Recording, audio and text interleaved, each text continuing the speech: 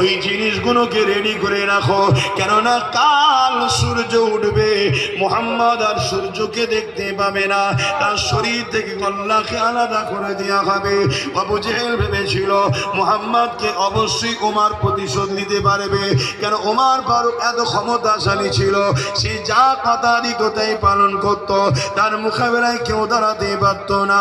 এই ওমর ফারুক আগিয়ে গেল, যাবার সময় বলেছিল, এ আবু জেহেল রে, 39 জন কলেমা পড়েছে, 40 জন আর হবে না।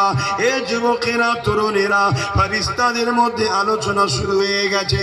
ওমর এত বড় রাগী মানুষ, ওমর এত বড় ক্ষমতাশালী মানুষ, সে বলেছে 40 আর হতে দেব না। কি হবে, কি হবে? আমার আল্লাহ আওয়াজ দিয়ে জানিয়ে দেয়, এ আমার ফেরেশতারা, চিন্তা করো না, চিন্তা করো না, আমি আল্লাহ উমরকে যেতে দাও, ওকেই 40 বানিয়ে দেব। আরো জোরে বলুন সুবহানাল্লাহ।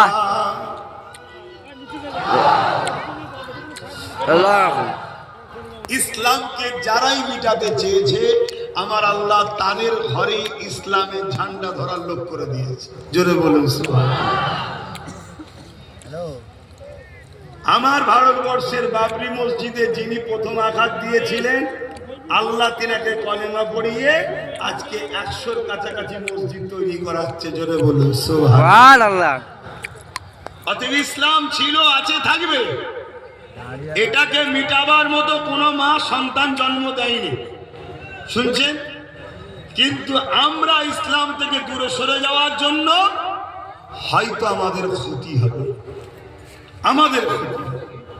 কেননা ইতিহাসের পাতা সাক্ষী দিচ্ছে, চিঙ্গিস খান বলে একটা জালিম শাসক ছিল, নাম শুনেছেন? সেও চেয়েছিল ইসলামকে মিটিয়ে দেব। আজও যেমন কেউ চাইছে ওয়াকফকে দখল করে নিয়ে মসজিদ, মাদ্রাসা, কবরস্থান, খানকা, দরগা, ইসলামের পেহচানগুলোকে মিটিয়ে দেব, চিঙ্গিস খানও চেয়েছিল ইসলামকে মিটিয়ে দেব।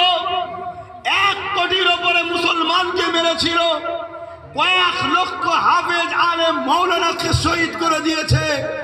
কিন্তু মনে রাখবেন, চিঙ্গিস খান মিটে গেছে, আজও 200 কোটির ওপরে পৃথিবীতে কোরআনের পক্ষে মানুষ রয়েছে। জোরে বলুন সুবহানাল্লাহ।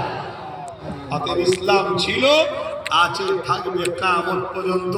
যেদিন আল্লাহ তুলে নেবে, সেটা আল্লাহর ইখতিয়ার, কোনো মায়ের লালের ক্ষমতা নাই ইসলামকে মিটাতে পারে। বুঝতে পারছেন আপনারা? খুব ভালো করে বুঝুন।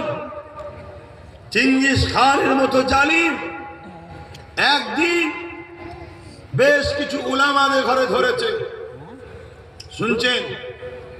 উলামাদের ঘরে ধরেছে,